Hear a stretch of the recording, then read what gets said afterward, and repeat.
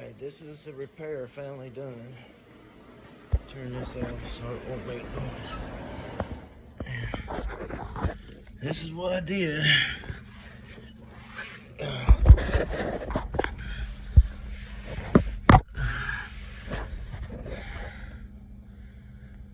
I was able to bend these guys back enough to get this thing on it, and then of course they won't go in the holes no more. They won't line up. So I put a strap around it. Maybe help with the